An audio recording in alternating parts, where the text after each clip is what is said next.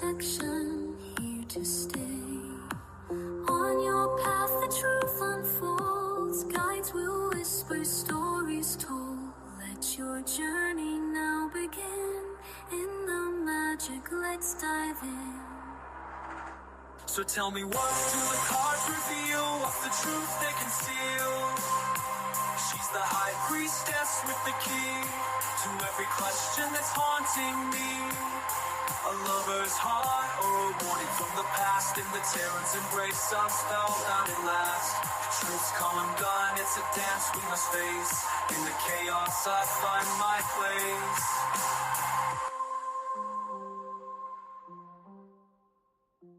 In the tarot's embrace, I'm spellbound at last. Truth's come undone, it's a dance we must face. In the chaos, I find my place.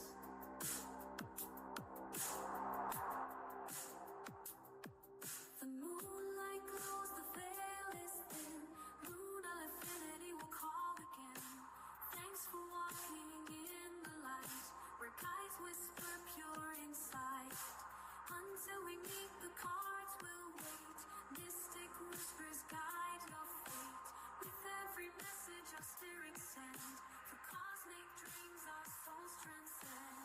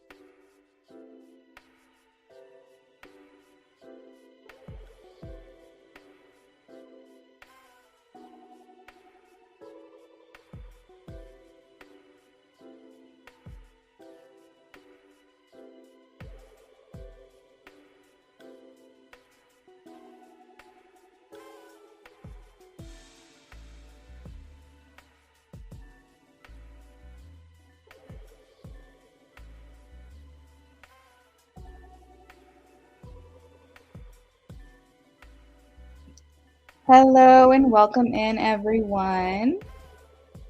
Glad to see you here. I wanted to let you all know that there has been an update to the free list rules where I need you to be present for your turn. So if you come in early and drop your question in the chat, I will be checking and asking if you're here. Just because it's a courtesy, like if I'm going to extend a free reading, you should be present. That's just my opinion. If you donate and you can't stick around, that's fine. You sent me money and you paid me for my time, but the least you can do is be here for your turn. So I'm going to slowly be implementing this over so that way everyone knows the rules. I am not going to just cold turkey this all of a sudden because I know that's not been like a very strict rule for me. It is something that I've asked in the past, but I've never like laid down the law with that. However, I do expect you guys to make sure that that is something you're doing in the future, making sure that you are liking the live stream as well. If you're asking a free question, for example, let me see, I've got 11 people who have asked questions that are waiting for a free question, and I only have 9 likes. So I really hope that we can make sure that we're doing our due diligence and just exchanging that energy. Because as of right now, these 11 readings is $55 worth of readings I'm giving away for free. So not trying to be that person, but I am just trying to make sure that we're both benefiting from this. And I would rather give a free question to someone who's here than give it to someone who's not here. So that's the plan. But like I said, I'm going to just be slowly incorporating this over until everyone pretty much knows this. I don't want to kind of do anything crazy right away, but I will be like announcing this, and hopefully after the next week or so, everyone will know the rules. Let's go ahead and get started. Thank you guys for understanding. I appreciate that. Nyasia, hey girl. Amy, thank you for the donation. I've got you and Nyasia on the list. I appreciate you guys. Thank you. Okay, so let's go ahead and get started on the free questions for everyone. First, we have Maya. Maya, let's see what I've got for you. I have a yes, Maya, Page of Swords. For hello, I have a yes, Page of Cups. Smiley, let's take a look here.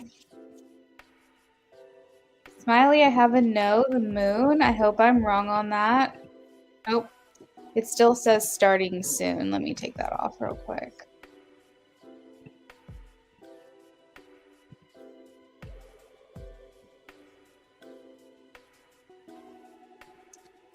High Priestess.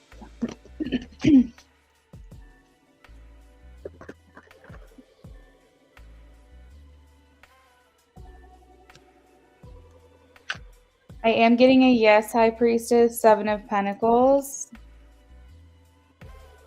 This may be something that takes some time to get over, but it's a yes. Nyasia. Ah, Nyasia, the laughing emojis are funny.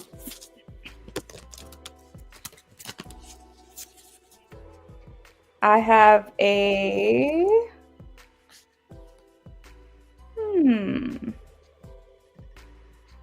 I'm not sure what this is. Is she going back to school?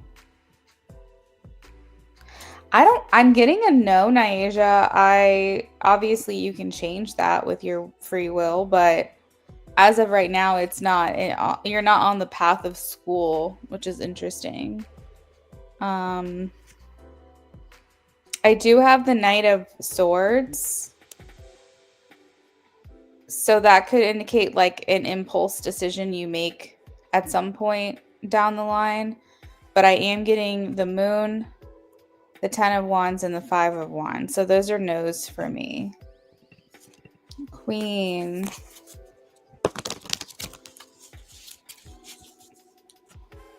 Queen, I have a no, 7 of Swords.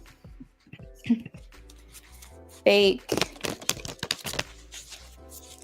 I just saw the Lovers. I am getting a yes. I have the Page of Swords for Bake. Margaret.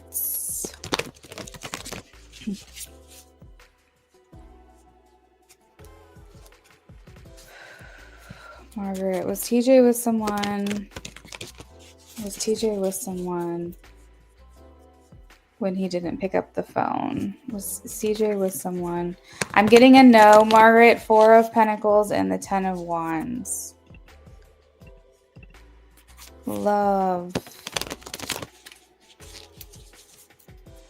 Love. I have a yes, 6 of Cups. This usually talks about your past assisting you in the future. So maybe you're making a connection with maybe someone from the past that helps you get the job, or maybe just your past experience is like setting you apart from the other applicants. Or like there's been some kind of networking, or maybe with your new job you end up working with someone you already know. There's a lot of different interpretations of this, but I am getting a yes for you. But it seems like it has something to do with your past connecting you to your future now. Amy.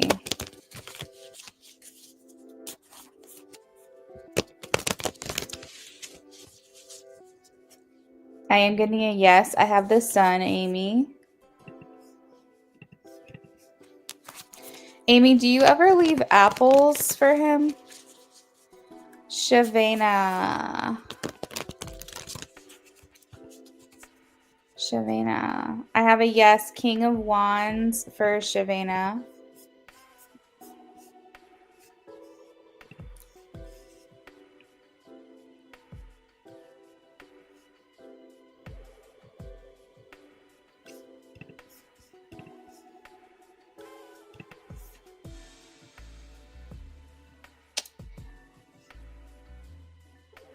Hi, Priestess. You're welcome. You're welcome. Hello. Naija, I'm glad it resonates. Hey, M, welcome in. You're welcome, Bake.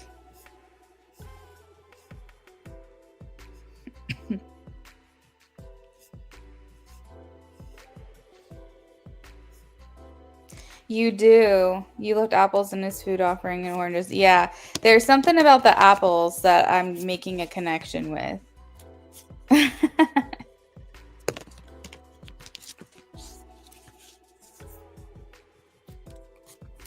Maybe he likes the apples.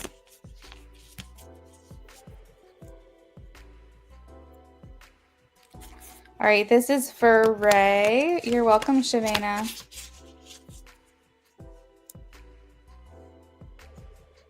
I am getting a yes for you, Ray. The Ace of Wands in the world.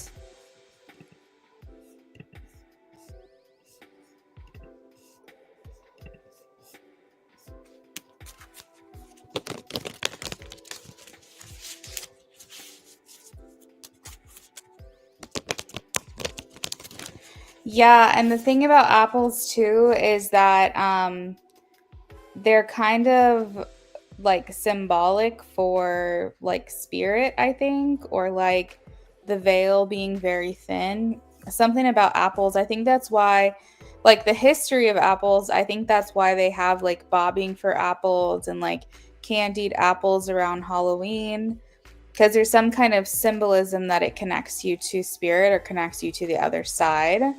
Um, so yeah, there could be something to it with that too. That's awesome.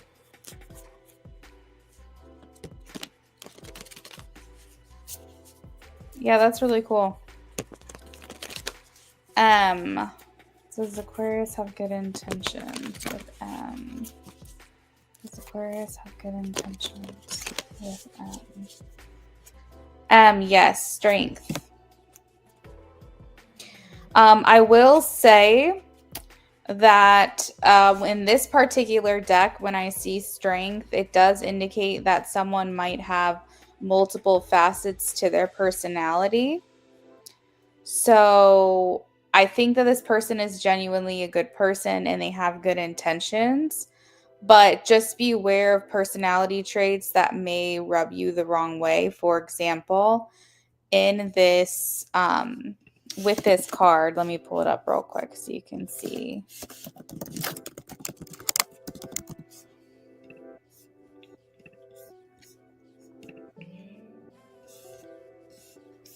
So I'm going to throw it on the camera or the screen real quick just so you can see.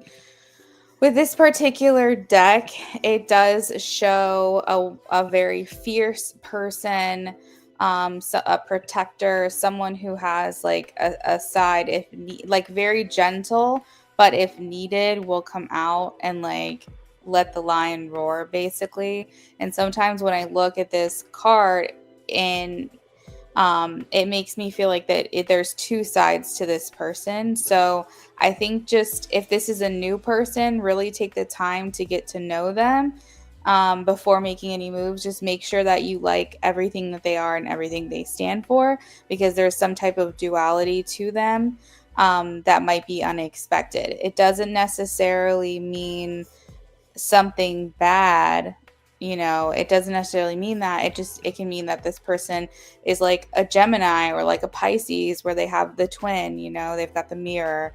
But it can also mean too that there could be some unexpected part of their personality that they don't show at first, and then it does come out later, and it may not be something pleasant.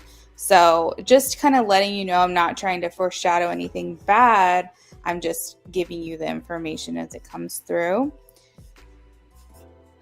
You said that's how you showed up in your last reading. It was strength for you too, for that. Was it this exact deck? Do you know if I was using this deck? That's kind of crazy. I might have put the card on the screen, honestly. I might have done that. Because I feel like Light Seer's deck is so, like, visually impressionable. Like you need to see the card to really understand like why I'm getting this information. That's why I've been putting it on the screen if I feel it's relevant or like you need to see the imagery.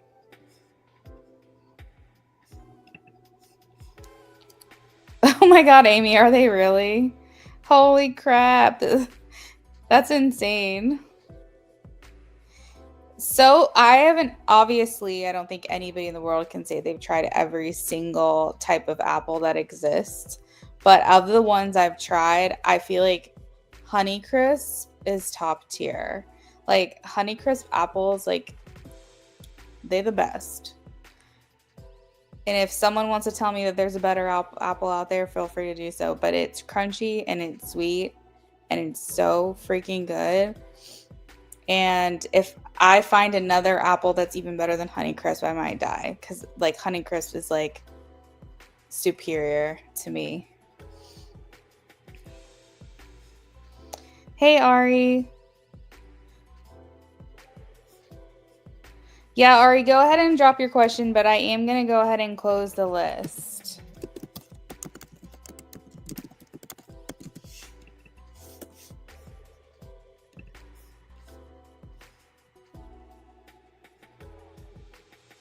Oh, I showed you the image. Okay. Yeah, it's a card. Whenever I use this deck, it's a card I like to show on the screen. That's crazy. Yeah, there is it. Were you asking about this person, the Aquarius, the last time too?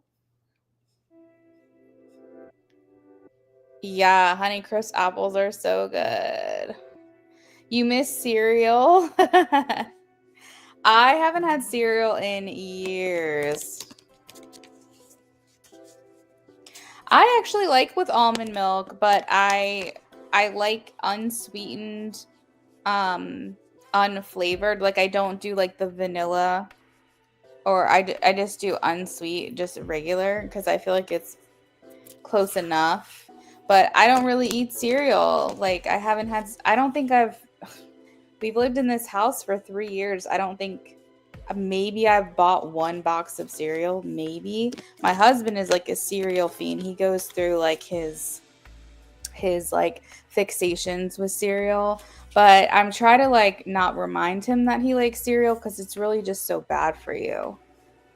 At least how they make it at the store. Maybe if you made it at home, it wouldn't be so bad.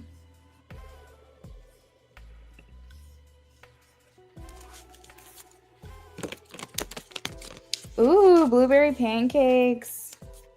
That sounds so good.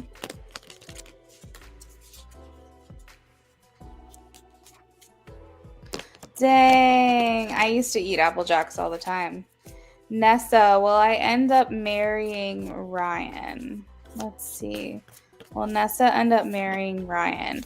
I am getting a yes for you. I have the Ace of Wands and the Page of Swords.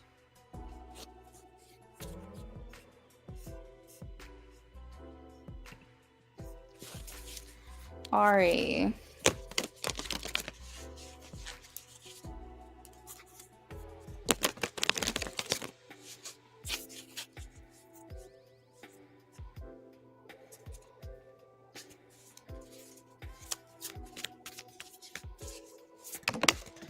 I'm getting a no, Ari. I have the Tower and the Ten of Wands, and also, oh my god, what was that card? The Four of Cups.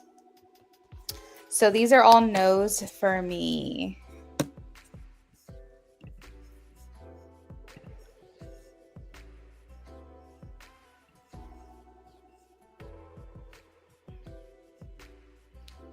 Oh, I see, Ari.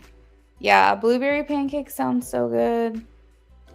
I'm not eating gluten. I'm like 95% gluten free, maybe like 98 even. It's very rare that I'll eat it, and I've been doing this for like over 7 months. So pancakes is something that I have been without and kind of miss, but I'm sure I can find a gluten-free version of pancakes. It's just I haven't looked into it.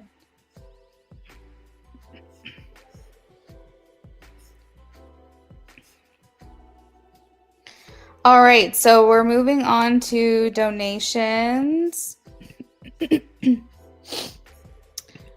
First up is Nyasia with a BOGO.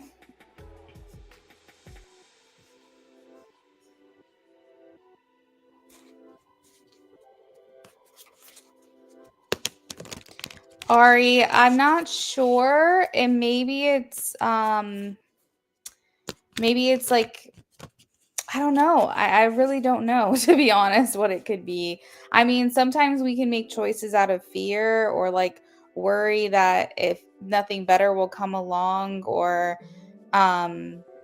here's the thing. If you have received an offer from both Wendy's and Applebee's, and you're in a situation where you've received the offers and you're trying to make the decision, I would just say be realistic. Try not to focus on what your intuition's telling you, which normally I would never tell you to ignore your intuition, but I think for you might be hard for you to tell what's my intuition versus what is my ego. So maybe just do something more logical where you kind of do a pros and cons list.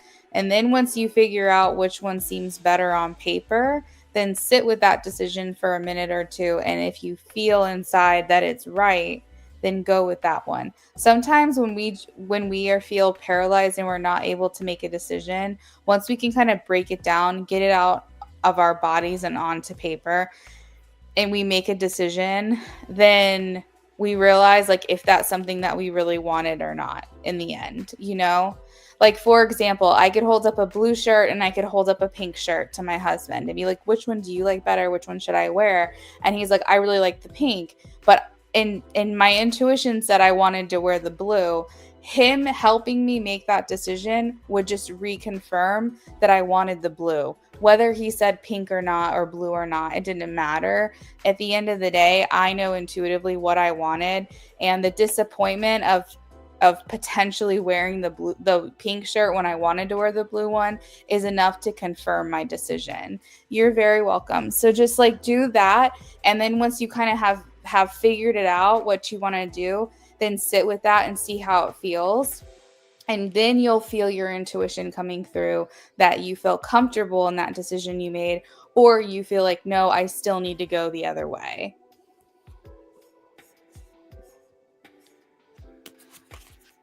Definitely can make your own version of gluten-free pancakes. Yeah, I'm sure I can. We did gluten-free cheesecake a couple times. We did a trial.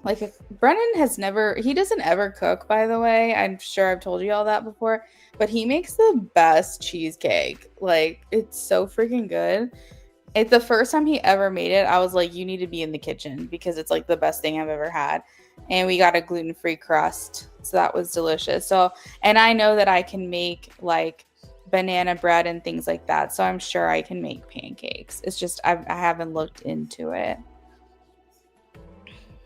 Yeah, being allergic to gluten will suck. I don't have celiac disease, but my body has extremely high intolerance to gluten. It's actually insane. Like, it's insane. So, and I might honestly have like a little bit of an allergy because I even get like swollen. I notice every once in a while like a hive or two will pop up sometimes. So it's just best for me to just completely avoid it. Plus it can interact with like my medications and stuff. I'm pretty confident I'm going to be gluten free for the foreseeable future unless I move out of the country and like magically I don't have an intolerance anymore or something.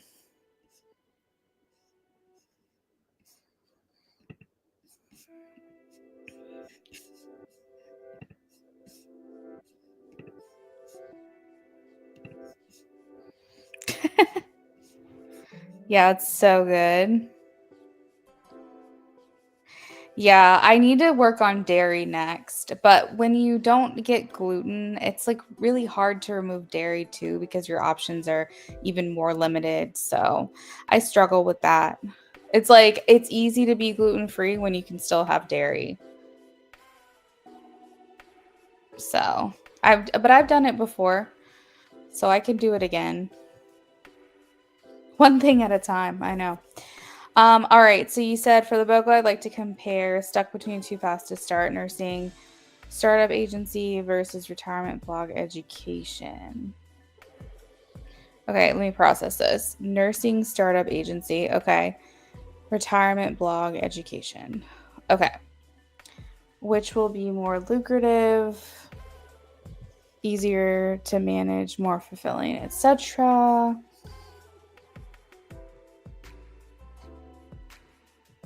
Okay, got it. I understand. So with the BOGO, we're pulling cards, like we're pulling cards for one side for the nursing startup, and then we're pulling cards for the other side retirement blog. Thanks, Naisha. I appreciate that. I think that what I'll do is maybe just cut back, like throughout the week, like instead of like having dairy every single day in some form or fashion, maybe just like reduce it down to like once or twice a week is probably what I'll end up doing, because there's a lot of meals out there you can make that don't require dairy. It's the meals that require dairy that make me really sad that I'm missing out. So as long as I'm not making those things, but I feel really bad because I always make food to go along with my restrictions, and Brennan, like, of course eats them and like enjoys them, but it's not his ideal, and it's hard finding a balance between what I make for him, which he's grateful for, but I know that I can make it really good if I do all the bad stuff. So I don't know. Anyways, back on to you. Okay, so what we're going to do, I'm going to have two different decks. Let me get myself situated here.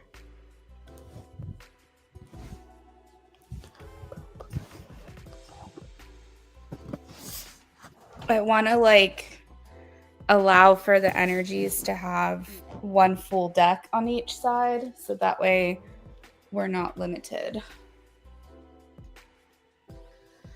Okay. Naisha, I'm going to have you choose the deck.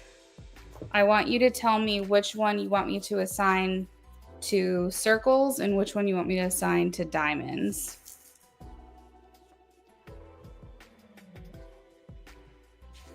Good idea to cut back. I want to work on that too. I need to give up chicken. Foods high in vitamin A. Oh, do you really? Oh no, that's not good. Is it just a personal preference, or is there a reason that you have to do that? I have to stay away from nightshades. I have like not a great reaction to nightshades, which is very unfortunate because I love peppers. I love tomatoes. I think eggplant's another one that's a nightshade. It's just like, I hate that. Wow, I'm so sorry to hear that.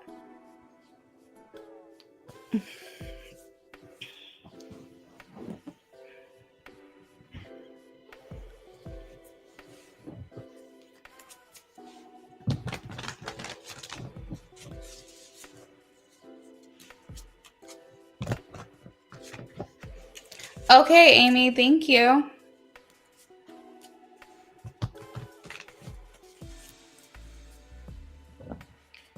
Green peppers. No, green peppers are so good.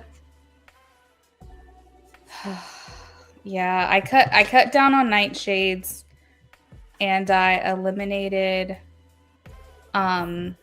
gluten. So dairy's my next thing. Yeah, circles or stars. That works for me. Circles or stars. Same thing.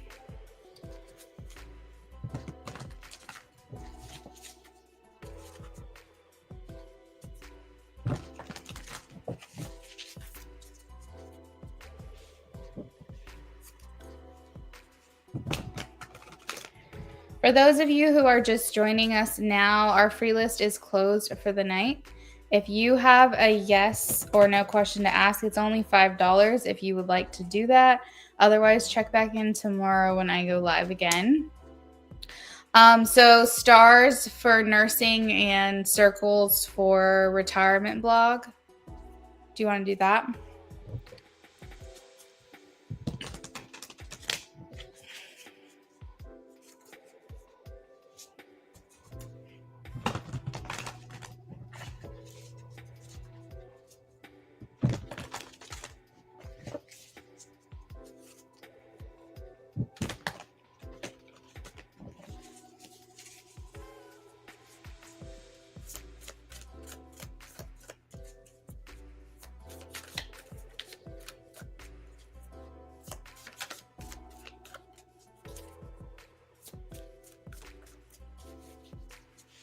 All right, circles for nursing. You're good. Okay, let's see. Nursing startup agency. Overall energy. Overall energy. Overall energy. Overall energy.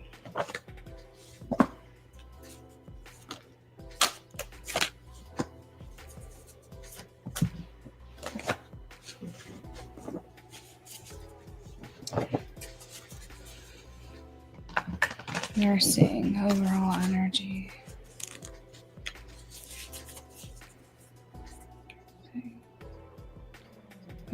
Okay, so retirement blog, overall energy. Retirement blog, overall energy. Show me money. Show me money. Show me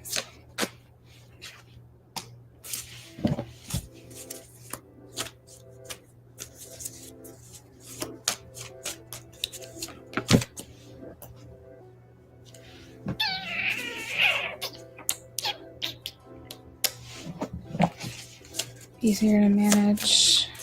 Management. And fulfillment.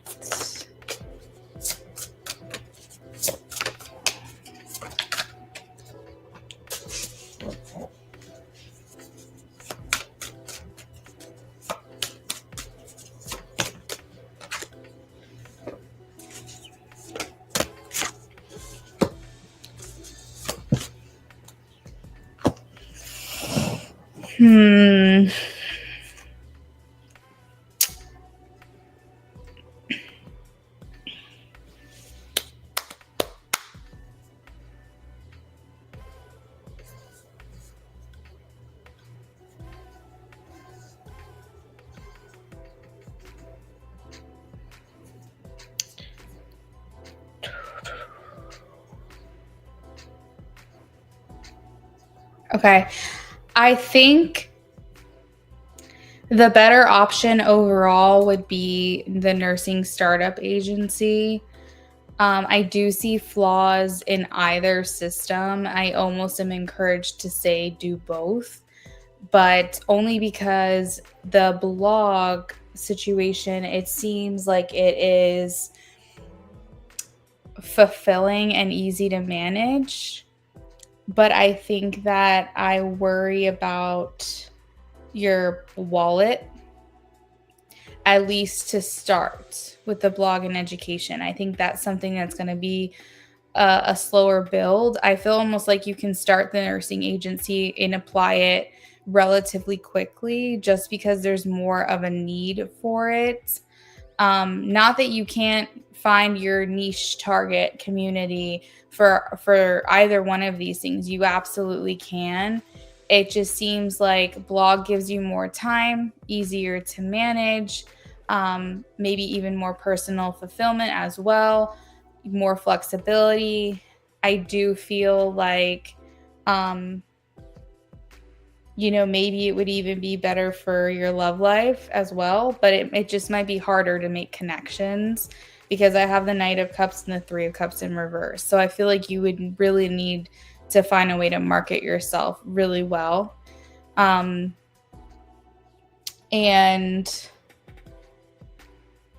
but I think it's good to manage. I think it's good with flexibility.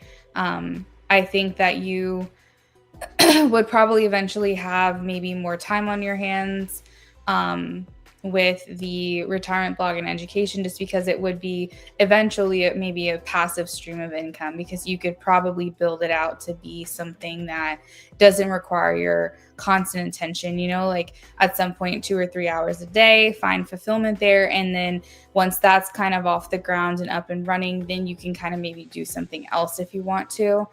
The nursing startup is more, you can apply it faster. I feel like the money opportunities are better for you there. I feel like it's going to be more demanding of you. However, I think that if finances are the goal, I think this is the route to take, at least to start with this one, and then maybe move into the other one and add that on later if you want to. The thing about the nursing startup is that it's going to be hard to keep the momentum up. So it's like you're going to feel lulls with the nursing startup agency, and you're going to really need to apply yourself. So that's why I think it's going to take a lot more of your time. I feel like with the blog, once it gets, and the education, once it gets legs, you can kind of just let it do its thing. Where I feel like the nursing startup agency, it's like you have highs and then you have lows, it ebbs and it flows. And during the times where it's not doing as much traffic and it's not as high volume clients, then you would have to go back to the drawing board and apply maybe new strategies. Whereas I don't feel it would require as much for the retirement blog and education, specifically because I think the retirement blog and education, there is a there's a more, what is the word, efficient, there's already a platform in place. For example, everyone teaches courses online, everyone has blogs. I already feel like there's a, what is the word I'm trying to say? It's there's a space for that already that exists, and you can just bring your idea, and there's just it's already created. Whereas the nursing startup agency is more an extreme, whether you're applying original ideas to the blog, I get that, but I feel like the nursing startup is an original idea as a whole. You'd be building that shit from the ground up. The blog, retirement, education, it's that's already a space online for that kind of thing. Like I said, everyone teaches courses in education, and they have, marketing opportunities for that and things like this. You would basically be starting from what feels more like ground zero with the nursing startup.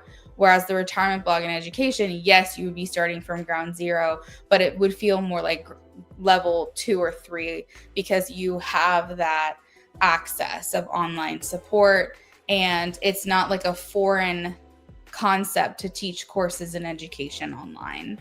And maybe even translate that to in-person if you ever wanted to. But there's many avenues there. It feels like that's more once you get it up and running, you create passive income for yourself.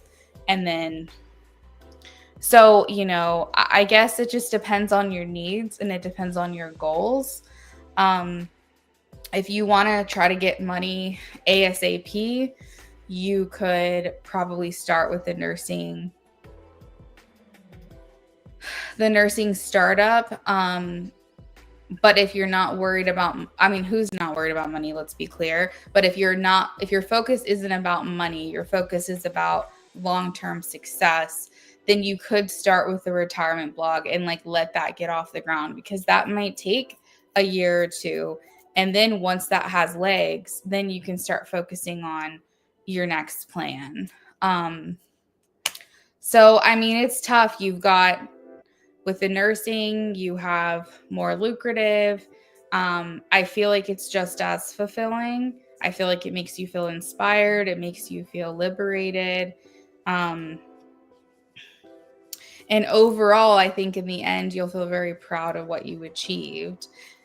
And then with the retirement blog and education, it's maybe not as lucrative to start, but it does create it does generate wealth for you, and maybe at some point it could even create passive income for you, and it's easier to manage, and there is fulfillment here, more free time, and then maybe even like having time for your loved ones as well, because the lovers is here. So I think with these two things, maybe consider at some point doing both. But I think for now, you have to figure out like what's more important for right now. Like, what is it that I need to get started on currently? And also keeping in mind, Naija, that your inspiration is it's so quick with it. Like you constantly have ideas that are coming out of nowhere. And it's like, I understand that and I can relate to that. And so, like, I don't want you to get sidetracked. I don't want you to be like, wait, another idea just came to mind before you can even get like the next idea off the ground. So I think really just like buckling down and like choosing one thing and just going full steam ahead is going to be important. And then, layer in the other ideas that you have as the time comes for it. So yeah, that's what I feel. Let me know if this helped you. Let me know if you have any questions about anything I said.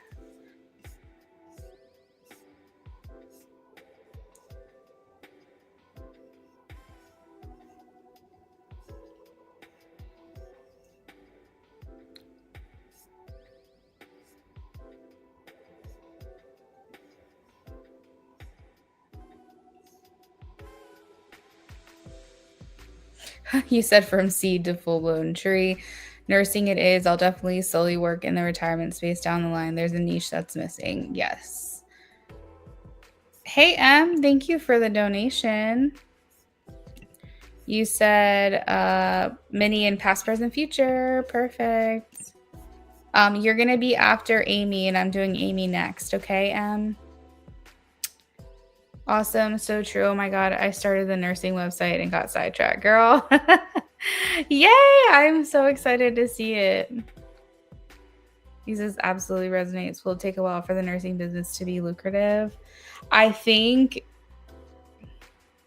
don't think it's going to take long for you to get lucrative. No.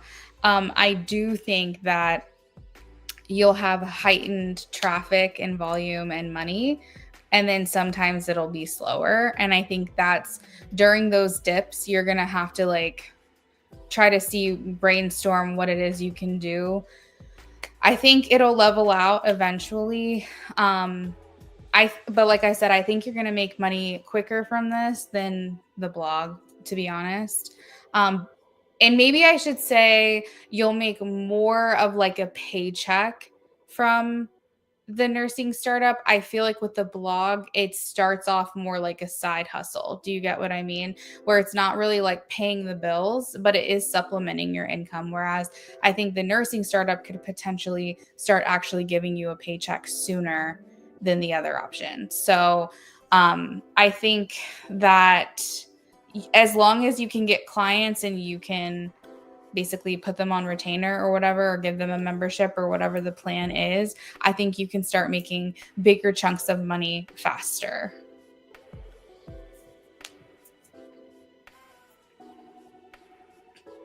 Yeah, you'll figure out a strategy.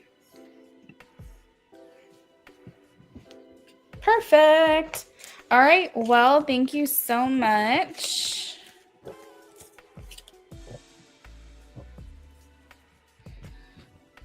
Yeah, just focus on nursing.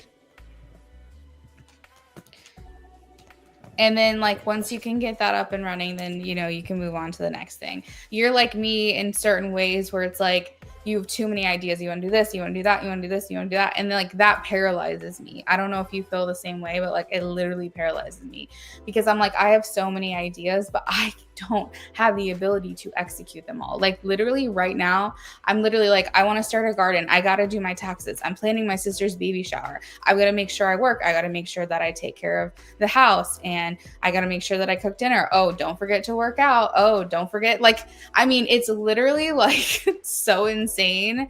And then I want to build up my TikTok. So I've got to make sure I start going live over there. Like it's a lot. And I literally just found myself today knowing I had so much to do, and I did nothing.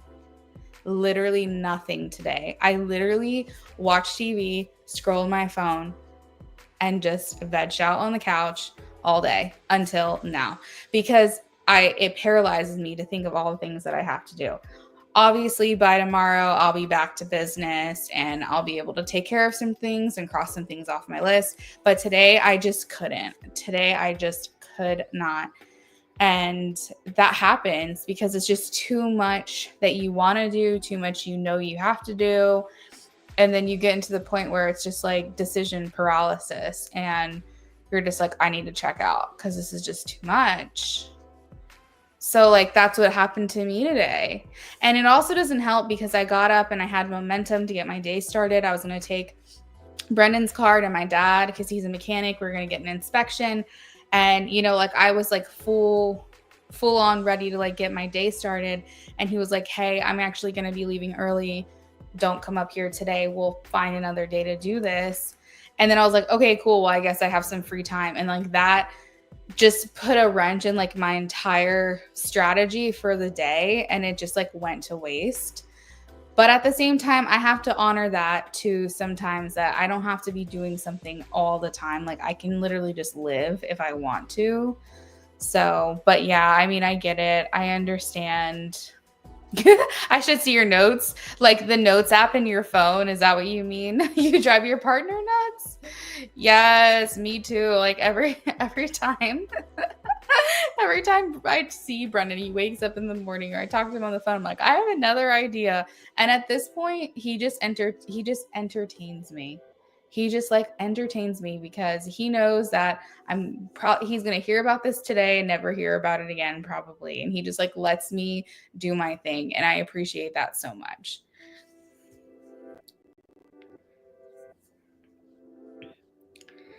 You got approved to go down to 4 days a week. So you're going to make the best of it. That's important. You're due for an oil change soon. You need his number. I need an oil change. I need my tires changed, like replaced. I need new brake pads. I need an inspection. I mean, this shit's gonna be crazy. It's gonna be expensive and it's gonna be a long day. If you were where I lived, I would absolutely send you his way. It's very convenient having him be able to help us with this kind of stuff.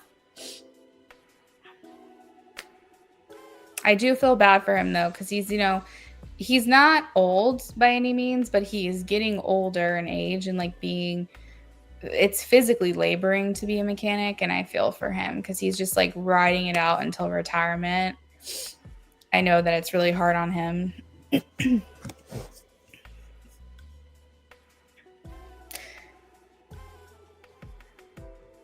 Yeah, mine too. My notes app is crazy.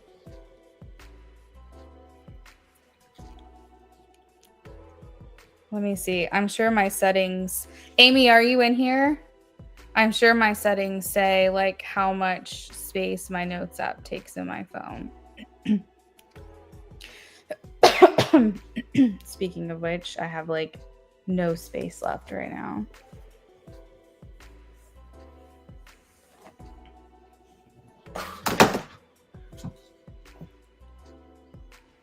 Hey girl, hey. Let me pull up Instagram real quick and take a look at your questions.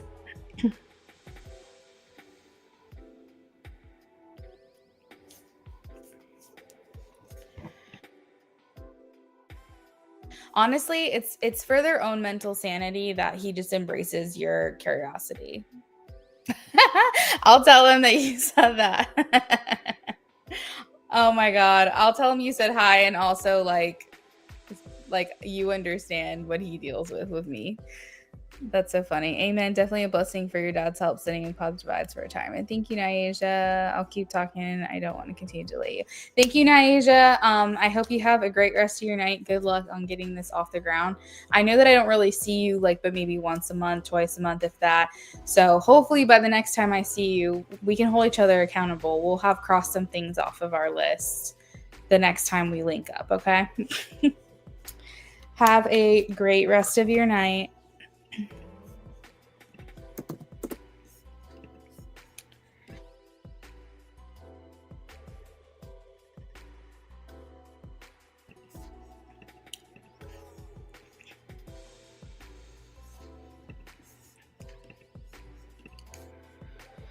All right.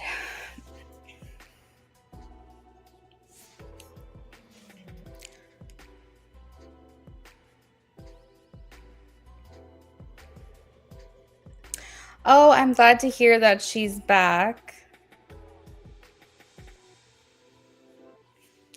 Wow, that's a long recovery. Sounds good. Have a good night, girl.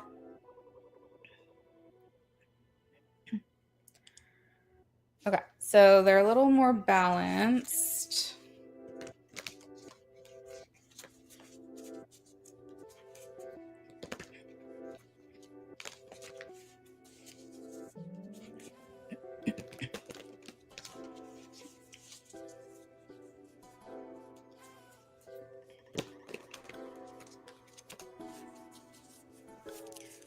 All right, let's see.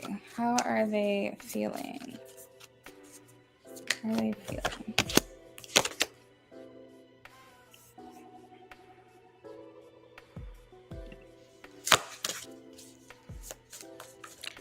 Yeah, I mean, that's true, but it's so sad that it's taken her so long to recover. It makes me sad.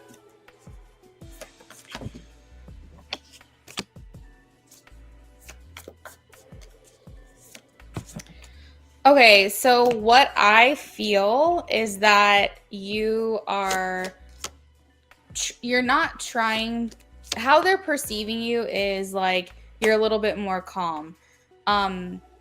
It doesn't mean that you're not like holding your authority still and still, getting your job done, but maybe her being back in the room is kind of rubbing off on you because maybe you don't feel like it's all on your shoulders and that you have a little extra help. I think that it's very clear that you're still catering to the other teacher that just came back from recovery. So you might be like paying extra attention to her and just making sure that she's okay and she's good, or like just kind of keeping an eye on things. But I feel like because the devil is in reverse, I feel like the kids are kind of like, okay, she's a little more calm. I do think that they've seen a different side of you, and I don't think that's something you're going to put back in the bottle. Like, I think that's something that you'll just continue to maintain. You've already asserted your authority. You told them who's boss. You've basically been like, this is the rules. This is how it's going to be. And I don't really think that you can kind of back down from that. However, I do think that maybe you're a little bit softer to them, or they're perceiving you to be softer just because you know that like you're not the only one anymore, or like there's extra help. So yeah, I feel like maybe they're just looking at you being a little more maybe free-spirited, potentially. Let's see. Maybe the kids feel like things are kind of back to normal, and that if there are any challenges that you guys are able to overcome them pretty quickly and easily.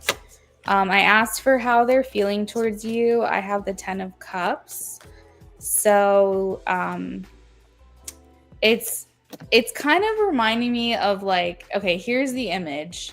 It's like you and your teacher, your coworker, are kind of sitting there, and the kids are like playing at recess. Okay, it's kind of like things are back to normal, or things feel back to normal.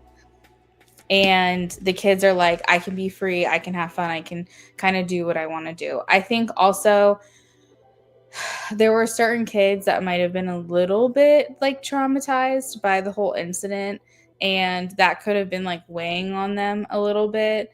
And now seeing, we're gonna call her Miss Susie. Now that Miss Susie is back in the room, it's like kind of like a I can breathe out now. Like kids hold on to stuff for a long time, and even if they act like everything is fine, if something kind of like stood out to them in their mind, it is something that they're going to bring up again, or they're going to feel, or they're going to think about. For example, I don't know if you remember me telling you the story with my nephew, but my coffee table is broken and he was running around acting rambunctious and he knocked the leg off and the leg fell, and I had to like catch it. And I was like, Nathan, can you jump down real quick and put this drink over here and go get Brennan because he needs to help me put this back together. The coffee table is now fixed enough. However, I tried not to panic. I didn't want to like freak out at him. And I just was like trying to stay very level headed. And I was like, it's not your fault. I know that you were the one that jumped down and knocked this over, but I was like, the coffee table was already broken and whatever. I'm trying as hard as I can to like control my emotions. Even in that moment, that was a little frustrating. I didn't want him to think that he broke the coffee table. Okay. So fast forward probably 2 months later, honestly, maybe even longer, he came over here and I was like, we did fix the coffee table. I was like, but just be careful around it because it's still not super sturdy. And he was like, remember last time when I broke it? And I was like, well, you didn't break it. You know that, right? Like it was already broken. Remember I told you that? And he was like, uh-huh. And I was like, okay, just making sure that you knew that. And like clearly that wasn't something that was weighing on him like every single day, but it was a memory for him that he felt like he did something wrong and it stayed with him. So with this example, I'm just trying to say that your kids were kind of the catalyst, some of them were, for this injury that occurred with her, if I recall correctly. And so while this may not have been something they thought about every single minute of the day, it must feel like a relief seeing her back in the room, because it may have been carrying with them, over time, and seeing her back in the room might be making them feel better, whoever these kids were, and being like, okay, she's fine. Like it was really bad. And the last time I saw her, it was really bad, but she's back and she's good and everything's good. So you might also notice like a change in, your kids a little bit, just because they're not showing up every single day and Miss Susie's not there. Miss Susie's now back. So I feel like also that might help bring a little bit more maybe like caution to them as well. They are kids after all, but they're feeling a lot of happiness. The 10 of Cups is just like rainbows and butterflies, and it's just like very, very positive, good vibes. And like the kids are running around playing, being playful. So they feel like you give them the space and the liberty to still be who they are, show up authentically, have fun. It's not like they're looking at you as a stern teacher with a ruler. Like they definitely feel a lot of care for you and care from you as well. We have the Ace of Cups. And I think generally the kids feel and have an understanding that you're just trying to keep them safe, that you're just trying to protect them. There's also like something that's coming through about like you kind of being silly with them sometimes, like you're kind of playful and like maybe you crack jokes or say something kind of funny or do something kind of silly that makes them laugh. And so like they definitely feel with you that there's like a goofy side, and I think that they enjoy that when that happens. but most of all, they appreciate being cared for by you. Like, I don't know what it is you're assisting them with. Like, I don't know if it's like they're coming to you and asking you to tie their shoelaces, or they're saying like, they're not feeling well and you have to take them to the nurse or whatever. Like, I don't know what it is that they come to you for, but it's like I said, you feel like a stand-in mom for them. You're like the one that cares for them when their parents aren't around, and you like look out for their well-being, and they feel very cared for and they feel very loved by you as well.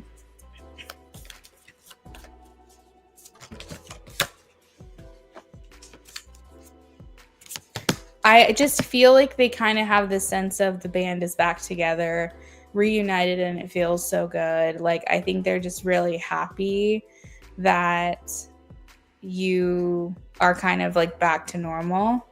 Let's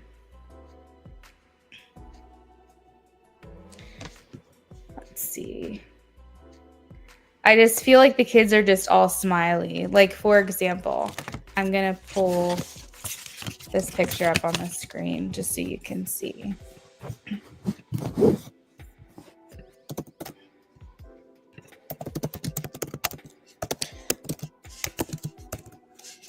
Because you have 10 of Cups and you have 10 of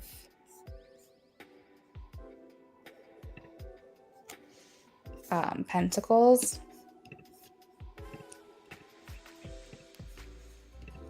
Okay, so this is the 10 of Cups here. And I don't know if you can see, but there's like little kids right here that are just kind of running around and playing. And then this is also a card that I pulled for you. And you can see that they're like kind of playing around here, like maybe Ring Around the Rosie. And then this kid's just all smiles and running around. Everyone's happy. And so like that's just kind of the energy that I'm getting from this, is just like they're overall just feeling relieved. They're feeling happy. They're feeling like they can like be playful. I don't really feel any kind of negativity towards you whatsoever. So I don't know if that will bring you relief or not. Like, they're not, I know sometimes I'll do readings and it'll be like, oh, she was so mean today. Like she was like no fun. But I don't really feel that this time around. I feel like they're just like very happy and safe, and I don't know, they're just enjoying themselves. So let me know if you have any questions about that.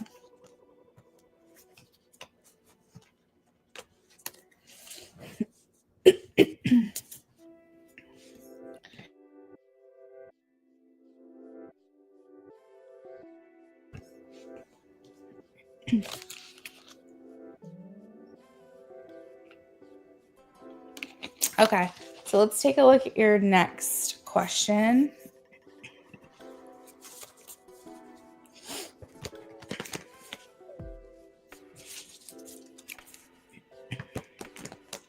So are you and him talking more?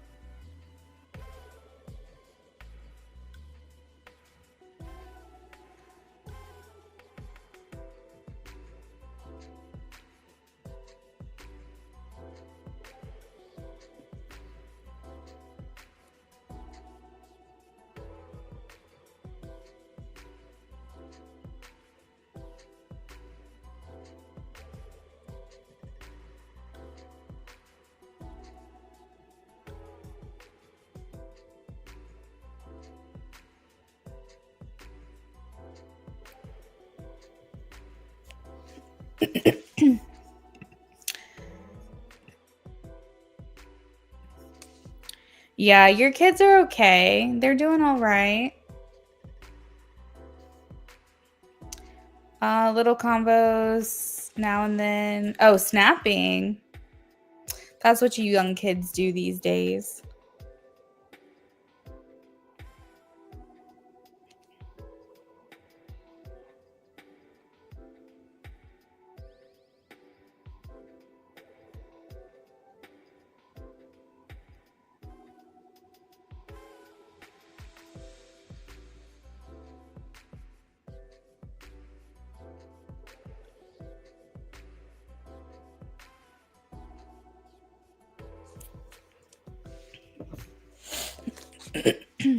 All right. Let's see. First of all, I want to ask, did he like this? Did he like these pictures? That's where I want to jump to first.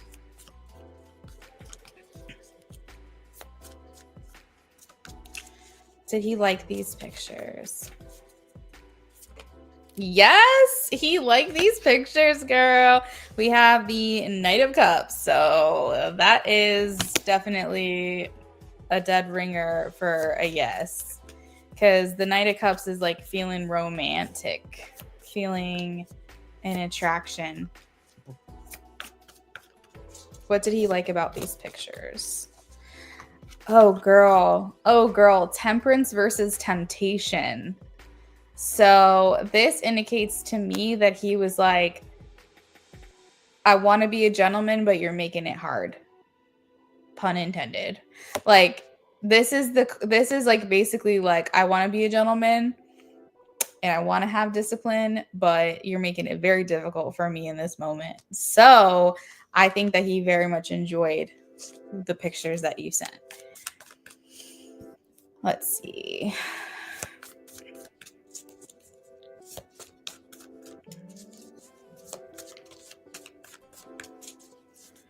How does he view her?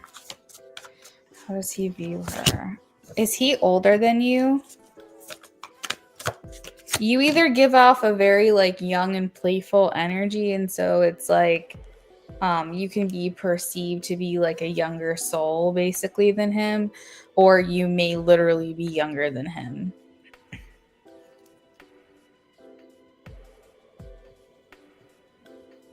Wait, hold on. I've got to look this up.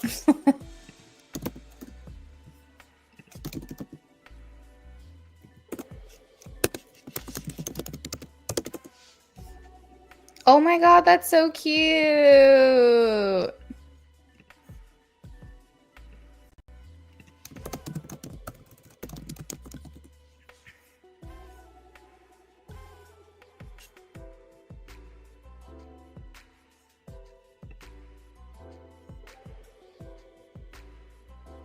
The fact that he's seen that movie is interesting to me. Because I feel like I knew about that movie, but also like I didn't. So I had to look it up. He may be younger. Okay. Well, let's just put it this way. You're like a very playful, youthful, like fun kind of person. He just might be like an old soul, you know? But sometimes the pages do speak to feeling like someone is younger than you or acts younger than you. So maybe he's just like a grumpy old man. I don't know. Not grumpy, but you get what I mean. Like maybe he's just more of an old soul. Okay, got you. Him and Eli are besties. Yeah, so the Three of Pentacles is here, which means that he is enjoying getting to know you. So I don't think that what you're doing is overkill. Remember I said that whoever is into you, you can never be too much for that person. So, you know, here's what I'll say. Here's what I'll say. There's this expression, and I learned it a while ago, and I can't remember specifically the origin. But imagine if you got 20 text messages back to back to back to back from someone who you liked. That would be very exciting to you because the energy is mutual. The effort is mutual. You feel like you're reciprocating that energy because you have a crush on this person. So getting a lot of conversation from them back to back to back to back would actually be welcoming, and you would receive it with open arms because you're interested in that person. But if there was someone that you weren't interested in and they were sending you like 20 text messages back to back to back, you'd be like, this feels like stalking. Like, this is starting to get creepy. Why is this person texting me so much? It's feeling obsessive because you're not reciprocating those feelings. So there's like some kind of like phenomenon or some kind of theory or something like that, where it basically says that like if you are just as interested in the other person, then anything they do, you are pleased by it. If the feelings aren't reciprocated, then that can turn you off. Do you get what I mean? And so, like I said, whoever is interested in you, you're never going to be too much from them. So this person's enjoying getting to know you, and I feel like enjoying what it is that you have to say. I feel like you're a pretty good judge of character. So, if you feel like he's sending one text to your 3, then you want to dial back. Like, I support that and respect that. But what I'm saying is that he is enjoying seeing different aspects of you, learning more about you. Are you learning more about him as well? Do you feel?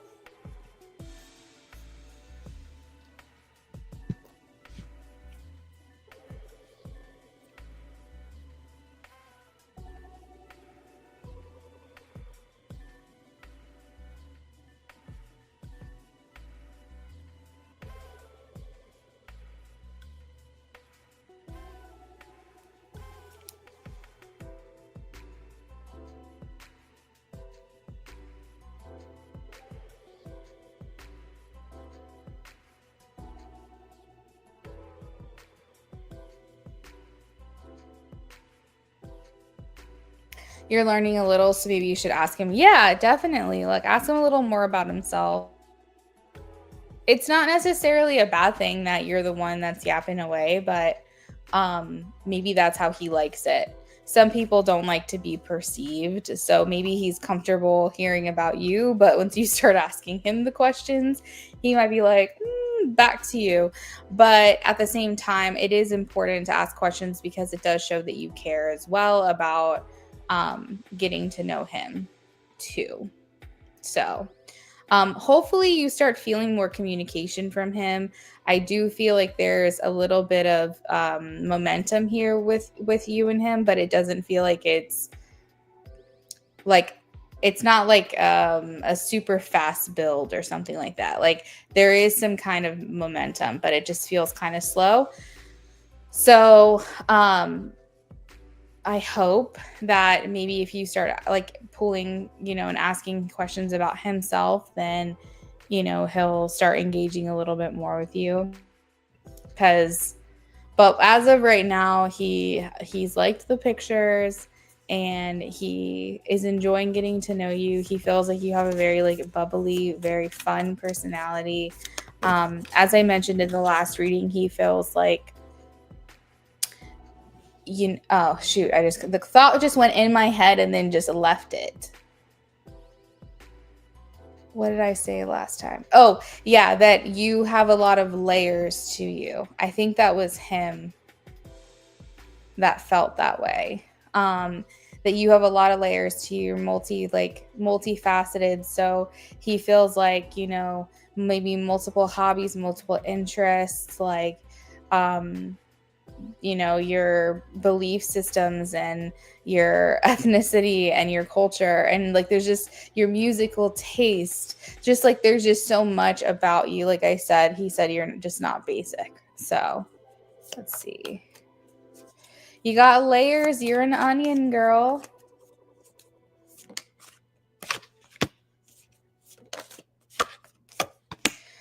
He definitely likes hearing from you too. So if you are the one initiating the conversation, like he's totally fine with that. I think with him, you can expect things to remain very friendly, but I think that he you guys are eventually going to have to address the elephant in the room. Like at some point, like if this gets to a point where it's very clear that you're interested in him, it's very clear to him that you are, and it's very clear to you that he's interested in you, you're going to have to like address the Eli of it all, because I think that could be potentially like a block for your connection. And I'm just being completely real with you. I think that he would feel a little odd about that. So it's definitely something that's you guys are gonna have to be very direct about. Do you get what I mean? Because like it's what is that movie? Why am I thinking Josh Hartnett? But I could be totally wrong. There's a movie basically where these two best friends, one goes off to, or maybe they both go into the military, but the husband dies. And so then the friend ends up dating her, but the guy ended up not actually dying. They couldn't find his body, and he ended up still being alive, but it just took a while for him to get home. So like the widow and the best friend of him actually started like hooking up and getting together, and it turns out that he was alive all along.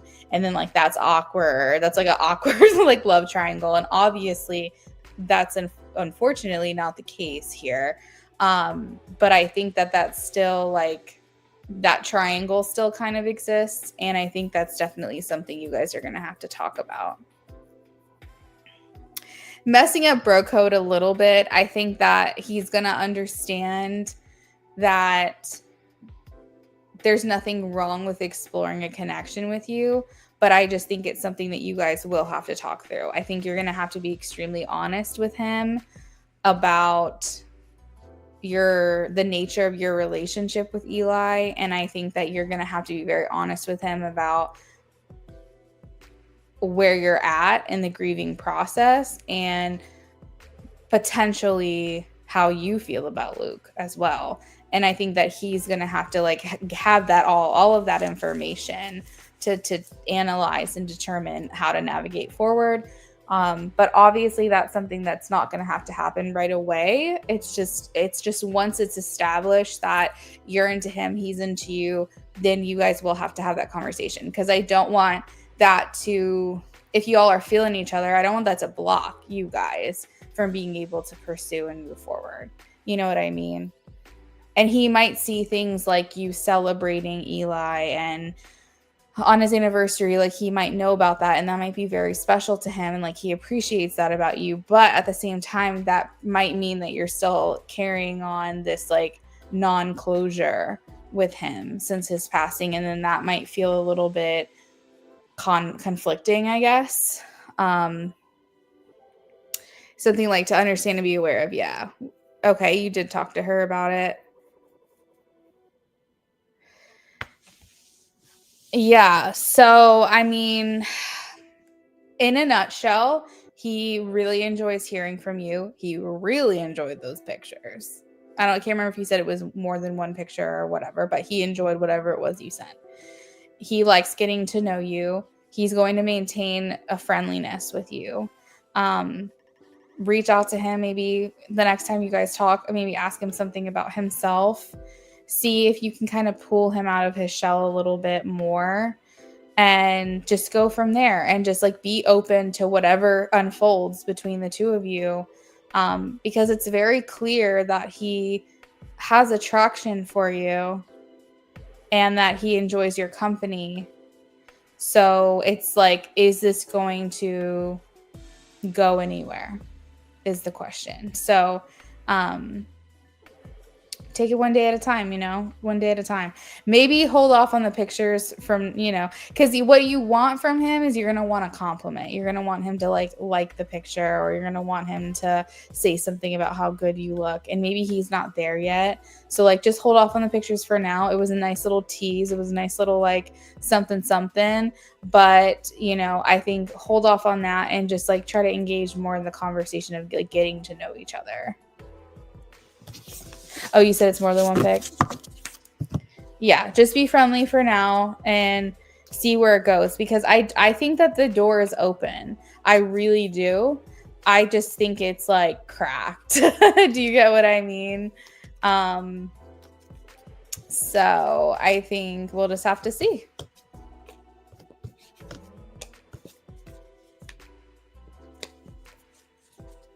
Exactly.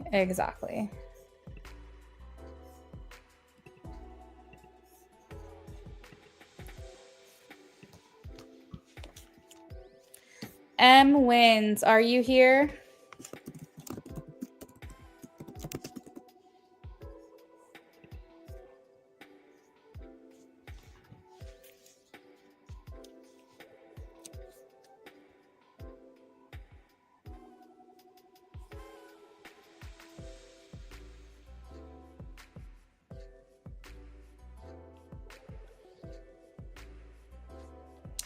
Enjoy your dinner, Amy. Hey, girl.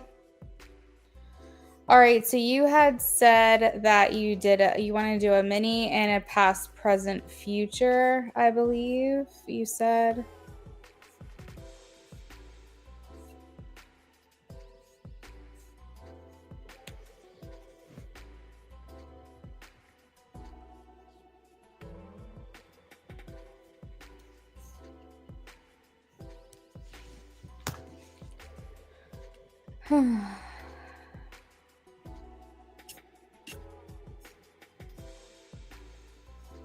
Yep, totally. All right, let me shuffle. Hold on.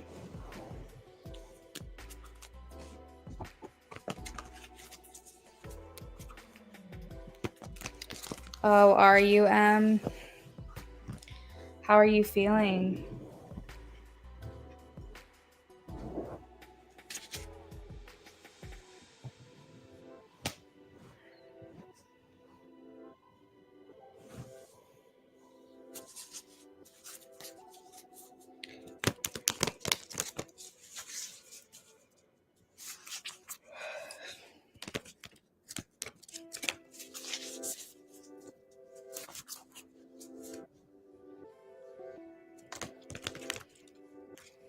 It might have been good too, then you kind of already started distancing yourself before it happened, because then maybe it made it a little easier because you had already like exposure therapy to yourself into the idea of not seeing him or not talking to him.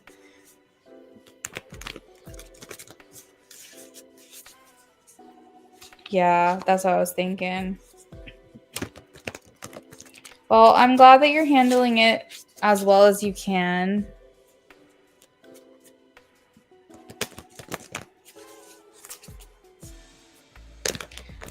Did you feel like he just was kind of staying in place and hadn't really done as much work as he needed to? Yeah, I got you.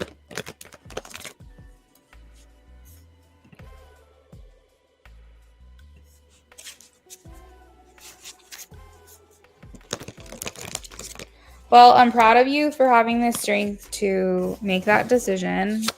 I know it's not easy.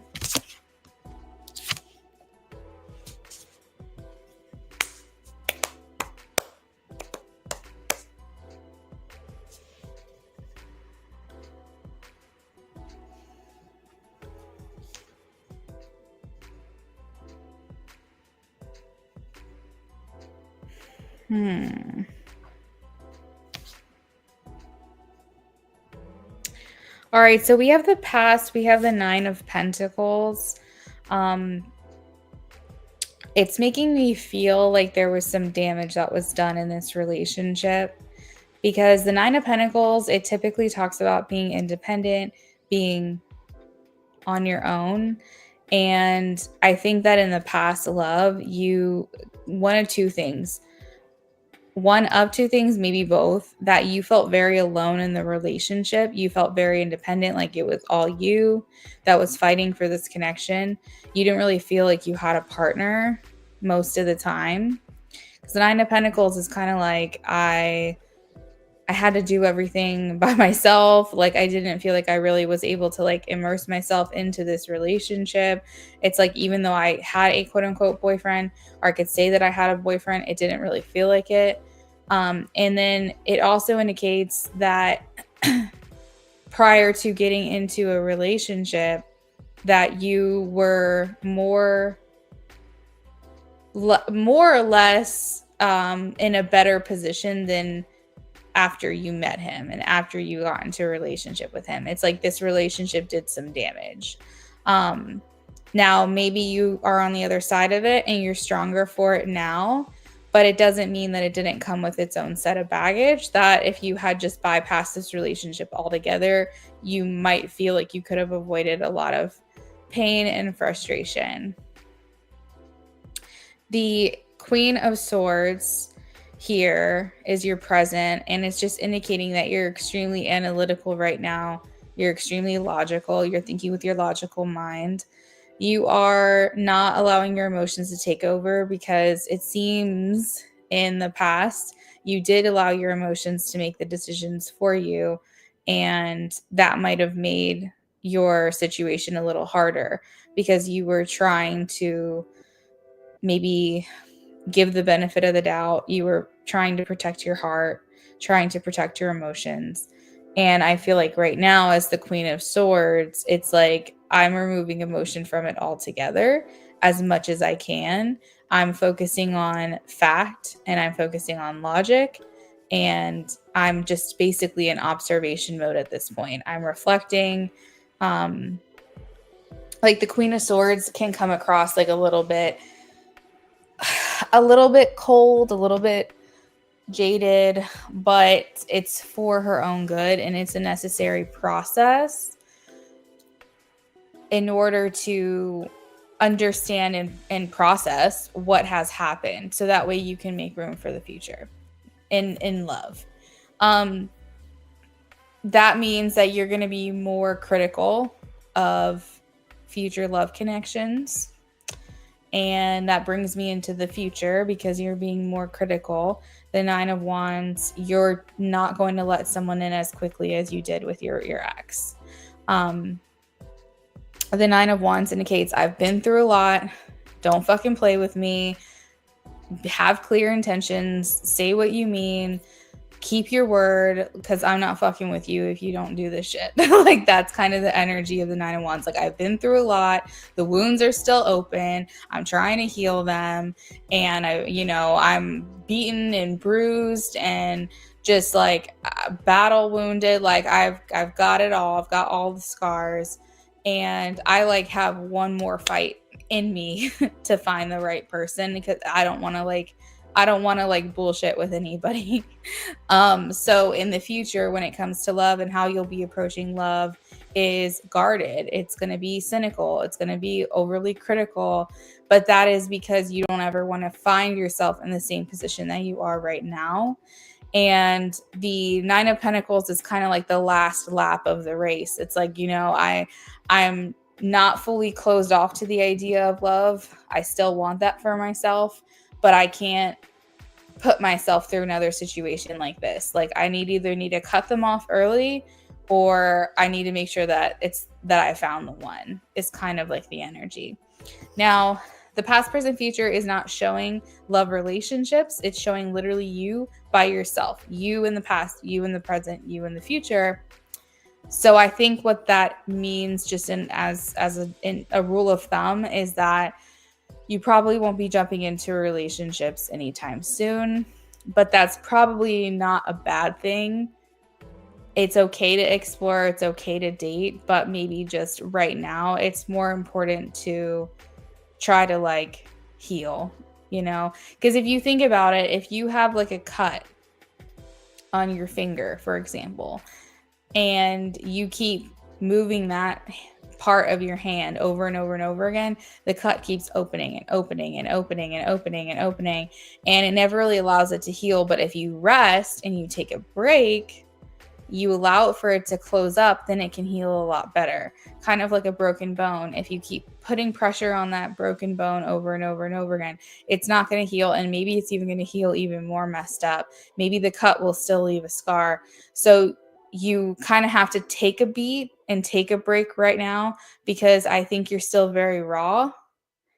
You're handling it well, but you're still very raw and you're still like busted open. So I think like kind of take it easy for now with the love connections. Allow yourself to heal a little bit from this. So that way, at least the wounds are closed up, and then you can kind of move on to exploring other things. So if other people are coming into your life right now, there's nothing wrong with, accepting their company.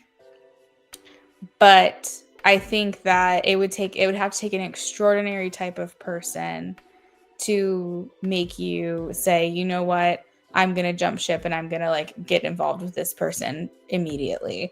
I foresee like at least the next couple of months, you're still kind of on the solo journey trying to maybe like sift through the bullshit for lack of better words. So that's what I have for you for the past, present, future.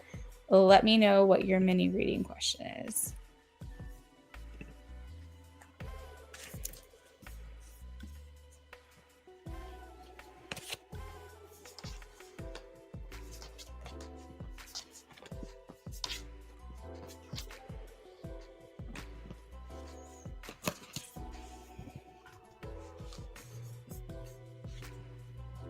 Oh, you did? Okay, hold on. Let me pull it up.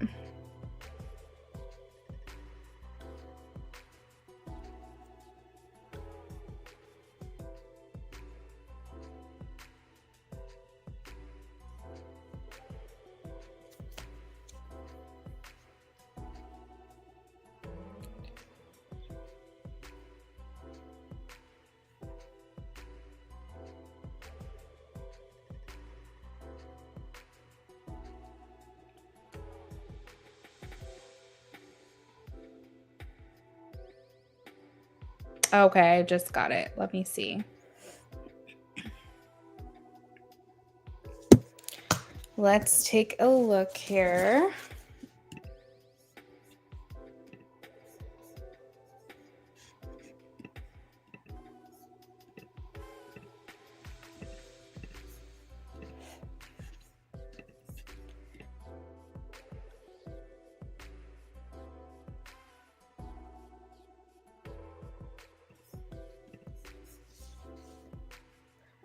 Hi, Emily. How are you?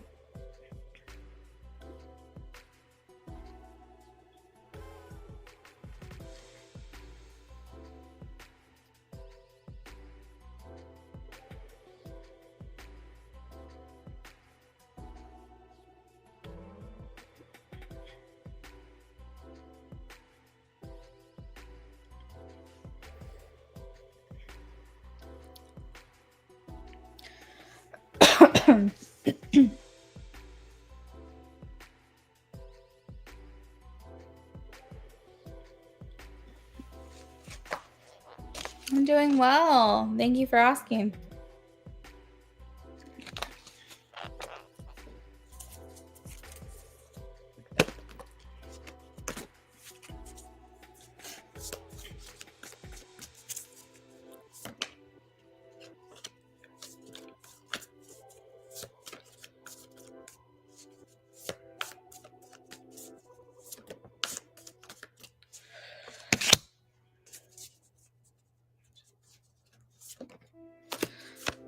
Okay, so I'm going to tell you something very interesting that is going to kind of maybe surprise you. I don't know.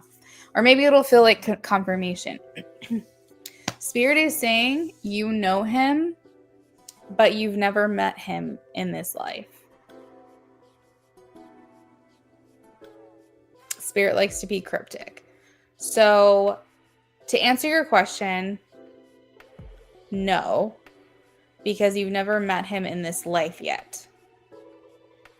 But the Wheel of Fortune is here, and that talks about past lives. That talks about whether you've lived a life before or if you knew each other in the spiritual realm before you came to this incarnation. You technically know this person. Your soul knows this person, but your physical form doesn't.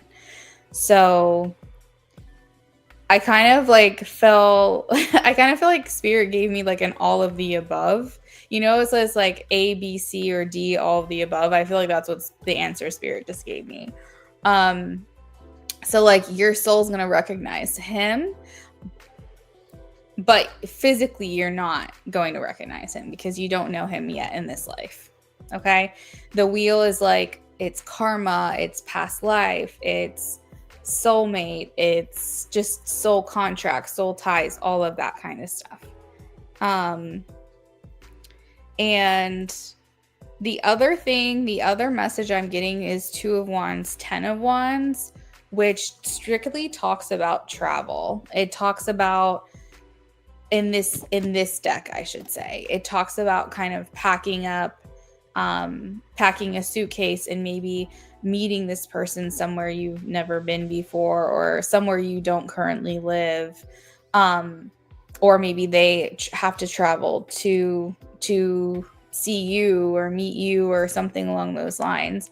And you guys have to find a way to make it work, which probably doesn't sound ideal because you probably like, I don't want another long distance relationship.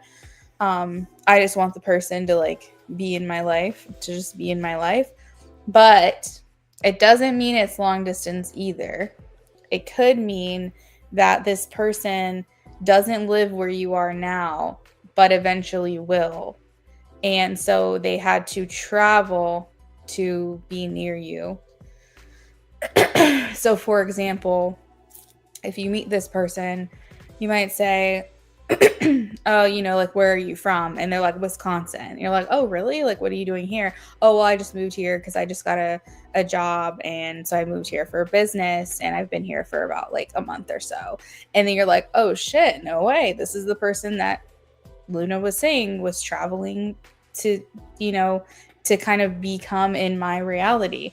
And so that's what I mean. So there's a lot of different interpretations for these readings, where it doesn't necessarily mean you meet each other abroad and now you're in a long distance relationship and have to apply for visas. It could literally mean this person's from the next state over, from the next town over, or, you end up moving where they live, or they end up moving where you live.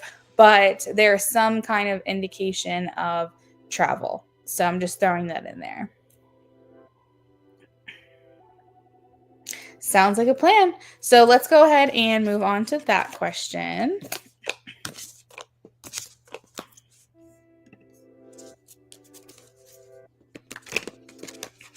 Let's start with signs.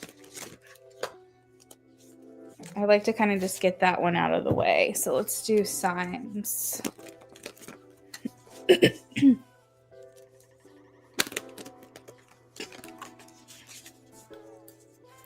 Well, first of all, can you give me your birthday real quick?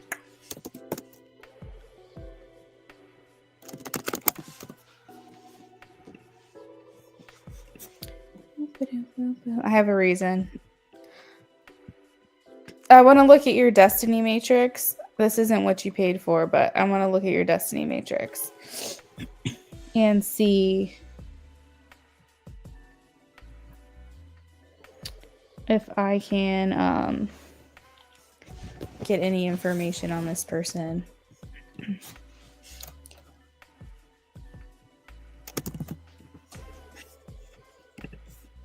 And you can delete your comment afterwards. Okay, you email it to me. Perfect. Boom, boom, boom, boom.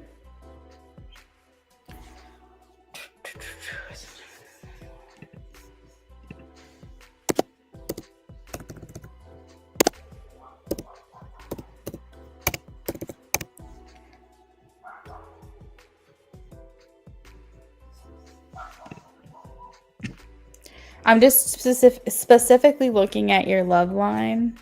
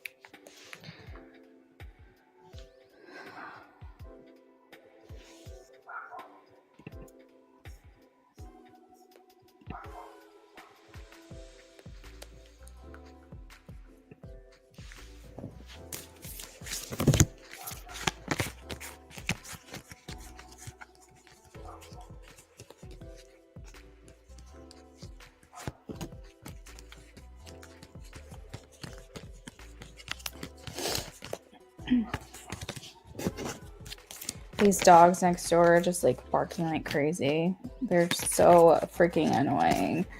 We never really, before we moved in, we never realized that it was going to be this bad, but I'm just like, Jesus.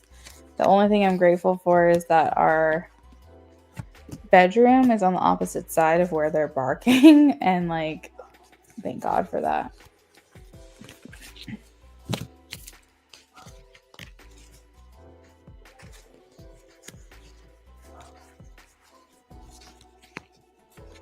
So all that to say, if you can hear them, I'm sorry.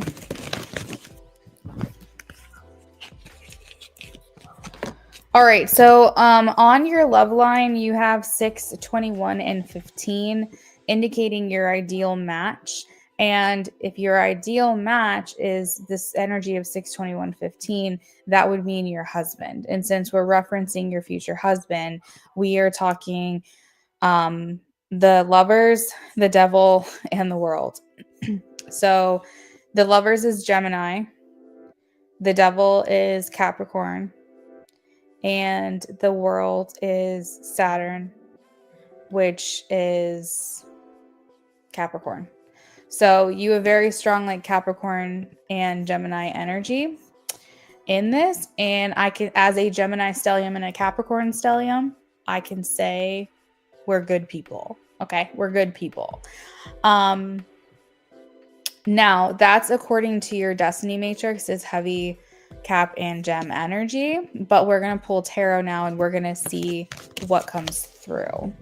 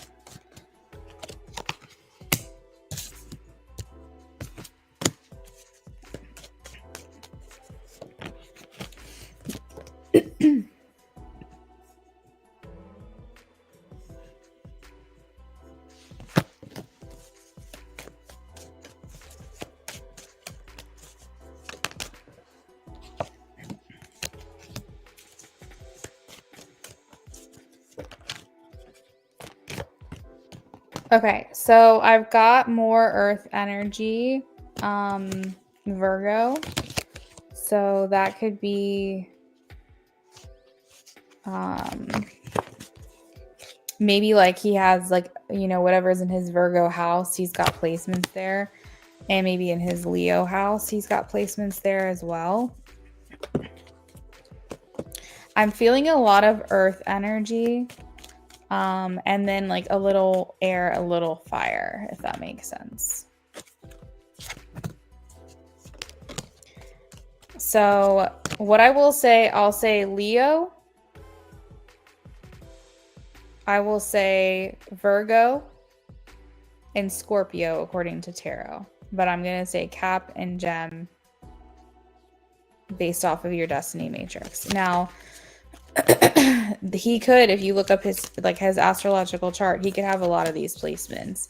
But maybe not all of them obviously will be his big 3.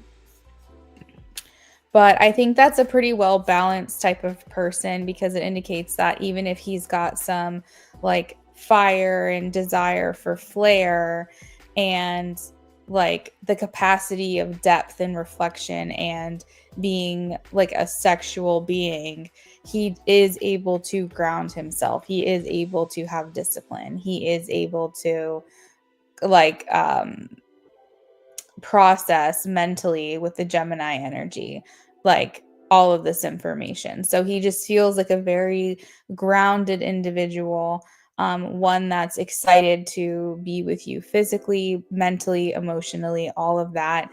depending on where the Scorpio placement is, he could potentially have like a little bit of intensity, but hopefully it's not anything overpowering unless that's something that you're into. Let's get into character traits.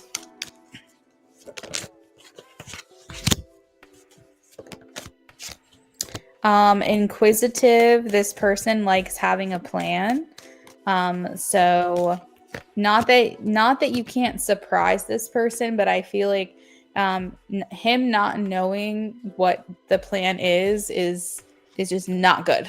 It's not good for him. Like, he needs to know some elements of what's going on, and then you can surprise him the rest of the way. So, for example, if you're planning a birthday party, don't make it a surprise birthday party. Just tell him that you're planning a birthday party. It's on this day. It's at this time. You want to surprise him with the details of what you're doing, but this is where he needs to be. This is what, like, he needs to know some aspects of what's going on. Maybe when you guys go on vacation, he likes having a little bit of an itinerary. Maybe he's the one that's actually organizing the things that you do because he likes having that control or that authority over that. But that's not necessarily a bad thing because he's really good with the brain power, and maybe that will kind of ease up on you a little bit. Maybe you'll feel like you don't have to think so hard and try so hard, and you can just hold his hand and say, "Hun, lead the way, lead the way. I don't want to think right now." That's fair. And I have a lot of Virgo in my chart. According to my ascendant, Virgo would be my ideal match. Perfect. That's awesome. I'm happy to hear that. So yeah, he's very inquisitive. He wants to know things. He might be very curious, like, this is really random, but if you guys go somewhere new, he's going to want to explore everything all the time. Like, it's kind of reminding me of my brother-in-law and my nephew. So my nephew, he has a Virgo moon, and my brother-in-law is a Taurus, and it's very like earth energy with that.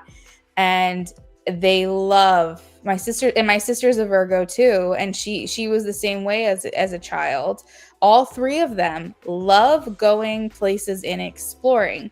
I remember like being when my sister was young, I remember like being with her because I was like 2 years older than her, and I'd be like, "Rachel, what are you doing?" And she would be like, we'd be at a guest house, like somebody invited us over for like a Christmas party, and she would be the one in their bedroom opening all their cabinets and like looking in all their drawers and stuff. And my nephew did this same exact thing when I brought him to someone's house. He was like literally looking, he's opening cabinets, he's opening drawers, he's looking everywhere. And my brother-in-law, I shit you not, is a home inspector. He literally, his job description is to go into people's homes and be curious about their house and like look in all these crazy places to like inspect things. So it's like, that's kind of the vibe that I'm getting for your future person, is that he likes to explore. He wants to like see all the things. Like, he might be a big foodie and like have already the places lined up that he wants to go visit. And like, I mean, for all I know, he could be literally a travel agent, and maybe that's why travel came up, like, literally in your reading. But I feel like he's the type of person that, he he's like, you go to an Airbnb and he's got to like see what all is going on, what's behind this door, what's in that drawer. So that's a pretty funny, like, random message, but I feel like that's for you. Let's see. What else am I getting? He's inspired very easily. Despite all of this, though, despite his like need for like a plan, he does manage chaos very well. He's very cool, calm, and collected under pressure. So internally, he might be screaming inside, but from the outside, he has composure. And you said a planner because you're kind of spontaneous. Okay, that's good. You guys will balance each other out. Like, if there's ever a crisis, okay, or some kind of chaos happens, he does handle himself very well. I don't think it's desirable for him in the least, but I do think that he will surprise you. Like if something were to happen, he would kind of like know what to do. He's good under pressure and he's good in a crisis.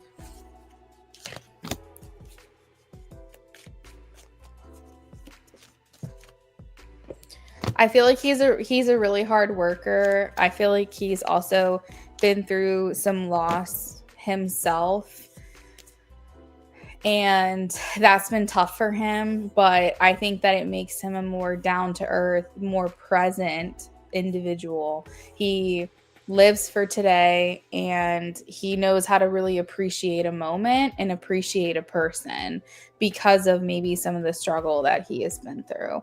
But I think overall you have just like a very down to earth, grounded, cool, calm, collected person that might be a little type A, might be a bit of a planner, like to have an itinerary, likes to know what's going on at all times. But I feel like that also like means that he's like a bit of a protector too. He's very alert, he's very observant, like a provider, because like I said, I feel like he has an established career. I kind of mentioned that abstractly about him moving close to you as an example because of his job. I mentioned that abstractly, but then I'm also getting like the 8 of Pentacles, which means that he's a hard worker and that he has a job. So the fact that I was like randomly mentioning it as an example and then it's showing up here, I feel like that's just double confirmation that, you know, he's a provider. So good communicator. He gets a lot of ideas very easily. Like he gets inspired very easily. He might have like a creative side, like where creative meets intelligence, like technology, like invention. You get what I mean? Like some people have a creative side and they delve into the arts, and then some people have an intelligent side and they delve into maybe something more analytical like accounting. But he has the Ace of Wands and the Ace of Swords, so he has the creative side of the Ace of Wands, but he also has the intelligence of the Ace of Swords. So that's like a meeting in the middle of like maybe invention or something along those lines, being able to create maybe like apps or some type of technology or something like that. He has a really good mind. He has a really good brain. So if he's not doing anything with that, he might maybe invent something that kind of launches another business. So it feels like he's in the creative realm. It could be marketing, it could be something like that. It does feel like he's basically hired to have ideas, be an idea man. And if he's not doing that for a living, then he needs to be doing that because he's good at it.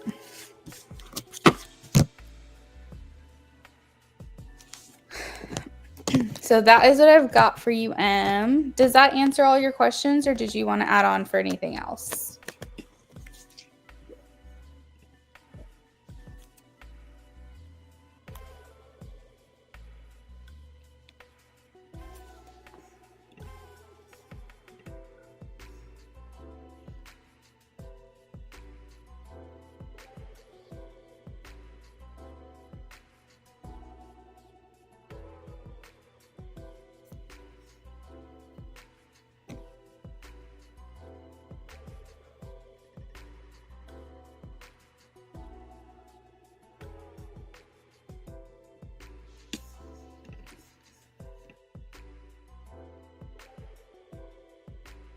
That's it, girl.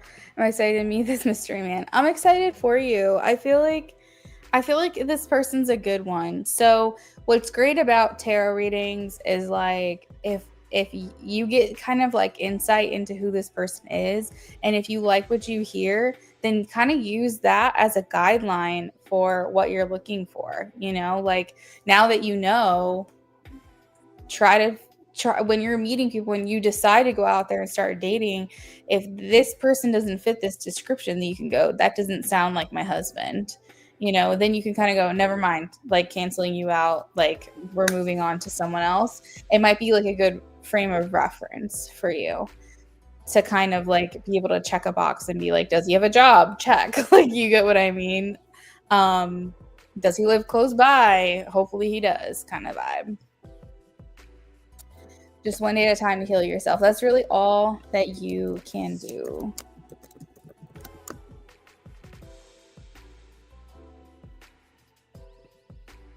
A lot of qualities you read is actually on my list of what I look for in a partner. So it's pretty cool. Oh my God, I'm so happy to hear that.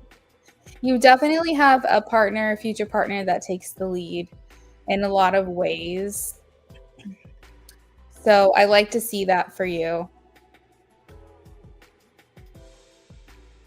That's kind of how I am like with my husband. Hey, Culture, I've got you down for a mini reading. What can I do for you?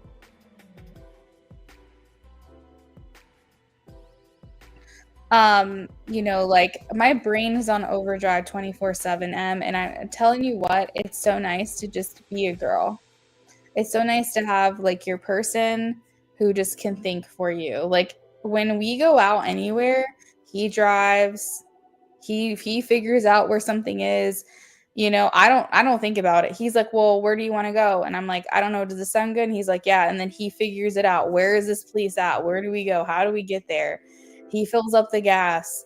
We're walking around the store. I'm holding his hand. I can be blindfolded. I'm just like, lead the way, my prince, because I don't want to think right now. And that is like, I'm just a girl. Like that's such a good feeling to know that your man has got it. Like your man is taking care of it, because we women think so much all day every day about everything. The least that our guys can do for us is take over when we're outside of the home. Scan, pay attention to any potential threats, drive the car, like whatever. So I feel like that's the type of person that this is, and I feel like that's going to be great for you.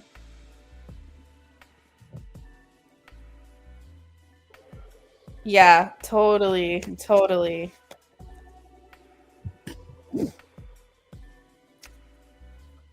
Well, have a good night, and hopefully we'll see you back soon. Culture says, when I'm aligned with the career path I will be most successful in, what qualities, abilities will people I work with appreciate about you? Good night, Amanda. Thank you for giving me good things to look forward to. You're very welcome, and have a great night.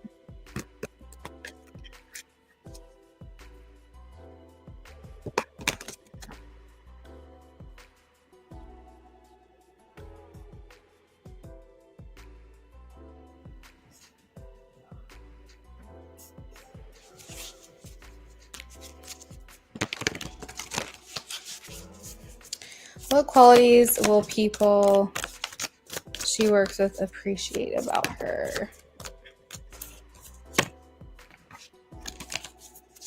What qualities?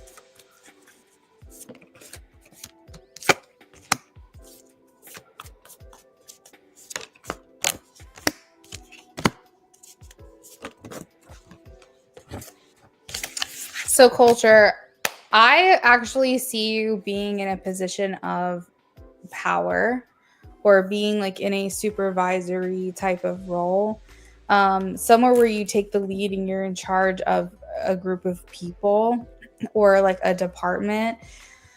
So that's where I think your career path leads. And the reason I say that is because I have the King of Pentacles paired with the Three of Pentacles. So it's like you're in charge of like, maybe it's not a big group of people, but it's like multiple people. It's like three or more. And I feel like they look to you and they're saying, I feel like Culture is fair. I feel like Culture really knows how to make me feel understood, helps me feel motivated in my job and what it is that I'm doing. And they don't feel like you micromanage them. They feel like you treat them like an adult and you trust them to take care of and do the things that they need to do. I do see you in a position of power. So I think that you kind of do maybe the opposite of what you feel you didn't like as an employee working underneath someone. you kind of flip the script. So you say, okay, I was micromanaged. This person was breathing down my neck. This person was constantly making my life difficult. I dreaded going into work because I knew that this person was going to give me a hard time. Every time I turned around, I felt like I was doing something wrong. You're going to take that and you're going to transmute that into something that makes a more healthy work environment for the people that you're around. And maybe before you even get into that position of power, people just feel like you're very social, you're very comfortable to be around, you're very welcoming, and they like that about you. And I think that that just translates into whenever this promotion happens. They feel like you're good under pressure, they feel like you rise above a challenge and you overcome. So they might be looking to you to help maybe strategize or figure out a solution to a problem. Maybe they're looking at you to be the creative person that can kind of resolve a situation because you're very good under pressure. You're maybe composure wise, I'm not sure, but at least mentally, you're able to think through solutions very quickly. So you're like, okay, maybe we should try this because this happened. So they look to you kind of to lead. Even as a peer, they're looking to you to maybe try to come up with an idea of how to solve an issue. Or these people might be coming to you, even as a peer, to complain about a problem that they're having and feel like you're the person that will listen to them. And, you know, there's like that camaraderie there in that way. It's kind of reminding me of like a situation at the last job that I worked where I was a administrative assistant and I also managed and ran the dispatch department. And I was just responsible for me, but I was the only one in that department. So I basically ran it myself. Plus I was an office manager. And there were people that weren't under me, that weren't working under me, but when they were having a problem or they were frustrated, I was their first point of contact. And they would come into my office and they would sit down and they would basically just talk to me and like express their frustrations. And I would try to offer solutions, and kind of like how we're doing now with the tarot reading. And so that's what Spirit's showing me in my mind to relate to you, is that I feel like these people that you're working with at this successful job, is that they're looking at you for that guidance. They're looking at you to kind of vent maybe their frustrations to. And I think that because you create that working relationship with your peers, it sets you apart when you promote into a position of power. And even if you automatically get the position of power before you actually are just like a coworker of these people, I still think that you treat them like human beings. You treat them like how you would want to be treated if you were working underneath someone else. And I feel like that's like the best thing that you can do, because that allows for the people that you're in charge of to feel inspired, to feel like someone cares about them, to feel like they are trusted. Because when employees feel appreciated and they feel trusted and they feel like they can just get their job done and then leave, you're going to feel like you're going to see more productivity from them, and that's going to make you look even better. So it's definitely like a working relationship, but I feel like they're looking to you as someone who they want to model behavior after, work ethic after. You're the person that they might go to for solutions. You fix the problems, you put them to bed.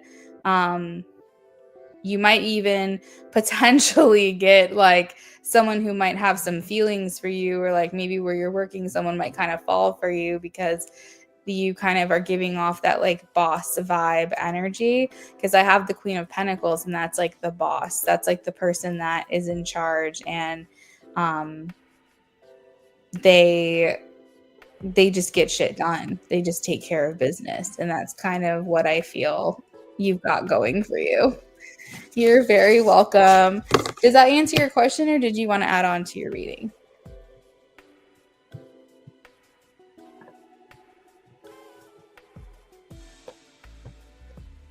You might even come across like the mother type as well at some point. So it's like you kind of are like at some point like the mom of the group where people are coming to you for advice on what they should do. Perfect. Well, thank you so much for stopping in. I appreciate you. So I think that's where I'm gonna leave it, guys. I gotta go work out real quick, and get in the shower and stuff. And that's kind of a natural end to the night. So, Culture, thank you for stopping in. Anybody else is still hanging out, I appreciate you being here. I am gonna be back tomorrow, which is technically today, but later in the evening. So just be prepared for a Friday night stream. And I will see you guys then. Have a great night.